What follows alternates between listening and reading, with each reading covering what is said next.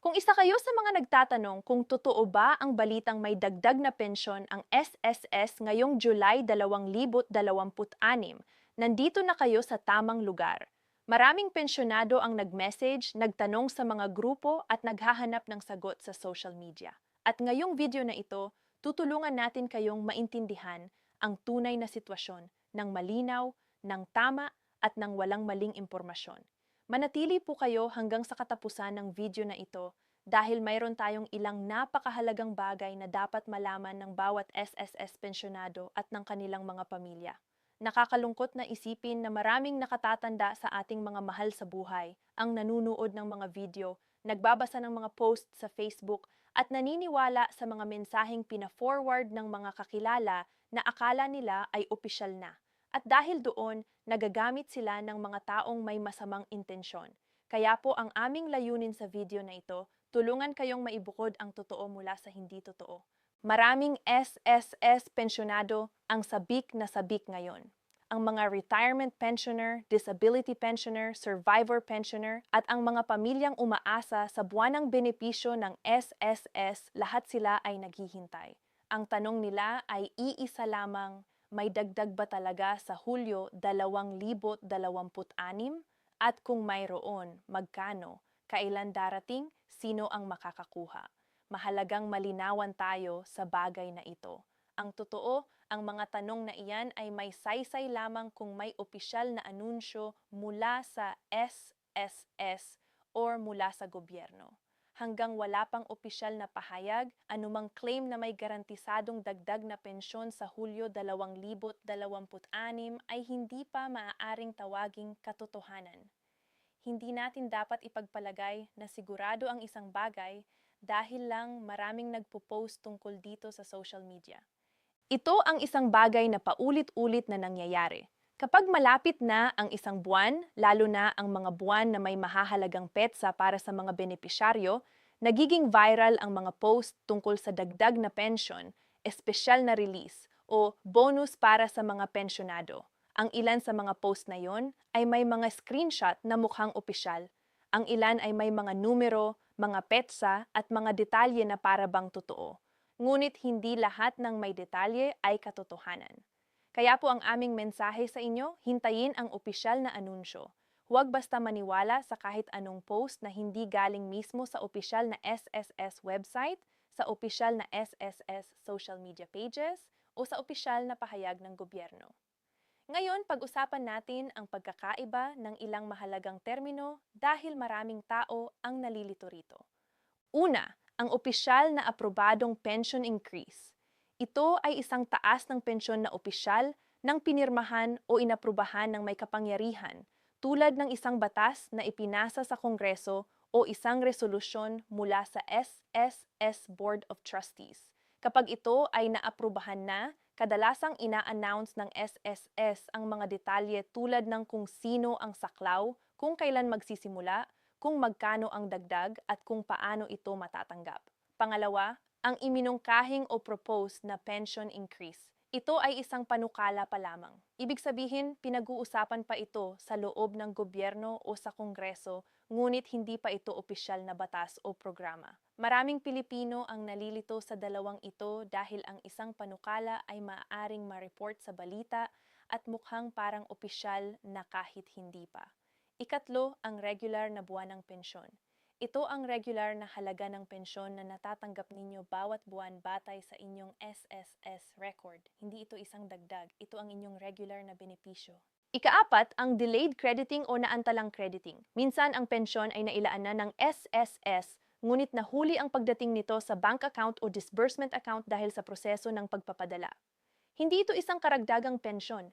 Ito ay ang inyong regular na pensyon na naabala lang ang takbo. At panghuli, ang mga rumor at maling impormasyon. Ito ang mga claim na walang batayan, walang opisyal na pinagkukunan, at kadalasang ginagamit para linlangin ang mga tao. Kung may nababasa kayo o napapanood na may pangako ng malaking dagdag, espesyal na release, o bonus para sa lahat ng pensyonado nang walang opisyal na link o pinagkukunan, mag-ingat po kayo. Mas mabuting mag-check muna bago maniwala at bago ibahagi sa iba. At narito ang isa sa pinakamahalagang babala sa buong video na ito. mag-ingat sa mga scammer.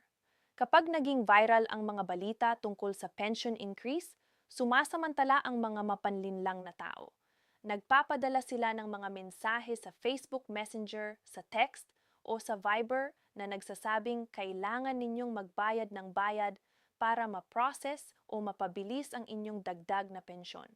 Minsan ay sinasabi pa nila na para ma-verify ang inyong account o para makuha ang inyong espesyal na release, kailangan nilang malaman ang inyong SSS number, inyong password sa MyTuldok SSS, ang inyong bank account number o ang OTP code na pinadala sa inyong telepono. Huwag pong ibigay ang anuman sa mga iyan sa kahit sino. Ang SSS ay hindi kailanman magtatanong ng inyong password, OTP, o bayad para sa kahit anong benepisyo. Kung may humihiling nito sa inyo, ito ay isang scam. Iulat ninyo ito sa SSS at sa inyong pinakamapagkakatiwalaang pamilya o kamag-anak. Para sa ating mga senior citizens, lalong mahalaga ito. Alam natin na ang bawat piso ng pensyon ay napakahalaga. Ginagastos ito para sa gamot, para sa pagkain, para sa kuryente, para sa tubig, para sa renta, at para sa pangangailangan ng buong pamilya. Dahil mahalaga ito, lalo nating pinoprotektahan ang bawat peso at ang bawat impormasyon na may kaugnayan dito. Protektahan ang inyong impormasyon tulad ng inyong pagpoprotekta sa inyong piso. Kung gusto ninyong malaman ang inyong personal na status ng pensyon, kung may dagdag, kung may naabala o kung may pagbabago sa inyong account, narito ang mga opisyal na paraan para ma-verify. Maaari kayong pumunta sa official SSS website na www.tuldok.sss.tuldok.gov.ph. Maaari din kayong mag-login sa inyong MyTuldok SSS account gamit ang inyong rehistradong email at password. Kung wala pa kayong MySSS account, maaari kayong magrehistro online o sa pinakamalapit na SSS branch. Maaari rin kayong tumawag sa SSS hotline o mag-message sa kanilang opisyal na social media pages. At kung mas komportable kayo ng personal, pumunta lang sa pinakamalapit na SSS branch at magdala ng inyong SSS ID or Valid Government ID. Bago pumunta o tumawag, ihanda na ninyo ang mga sumusunod. Ang inyong SSS number, isang valid ID, ang inyong rehistradong mobile number at email address, ang detalye ng inyong bank account o disbursement account, at ang inyong MyTuldok SSS login kung mayroon kayo. Para sa ating mga nakatatanda na hindi komportable sa online, huwag mahiyang humingi ng tulong sa inyong anak, apo, pamangkin o pinagkakatiwalaang kamag-anak. Hayaan silang tumulong sa inyo, ngunit siguraduhin ito ay mga taong tunay na nagtitiwala kayo. Huwag hayaang ang inyong impormasyon ay mapunta sa mga estranghero, kahit pa sabihin nilang sila ay ahente ng SSS o miyembro ng gobyerno. Ang pagbabago sa pensyon ay isang malaking balita at kapag may malaking balita, ang SSS at ang gobyerno ay mag-aanunsyo nito sa opisyal na paraan.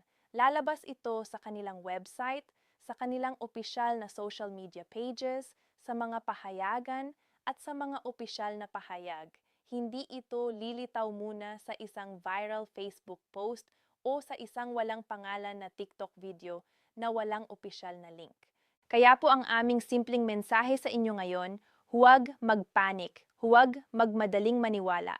Hintayin ang opisyal na anunsyo at palaging i-verify sa opisyal na SSS channels bago maniwala at bago ibahagi sa inyong pamilya at mga kaibigan.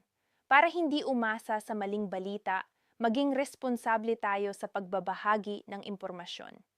Kapag ibinabahagi ninyo ang isang post tungkol sa pensyon, siguraduhin galing ito sa opisyal na pinagkukunan. Gawin ito para sa inyong pamilya, para sa inyong mga kaibigan, at para sa lahat ng nakatatanda sa ating komunidad na umaasa sa tamang impormasyon. Maraming salamat sa panunood. Kung gusto ninyo ng mas maraming update tungkol sa SSS, GSIS, pension increase, payout schedule, senior citizen benefits, government assistance, at mahahalagang balita sa Pilipinas, siguraduhing mag-subscribe sa channel na ito at i-on ang notification bell para hindi kayo mahuli sa susunod na update. Kita-kita po tayo sa susunod na video.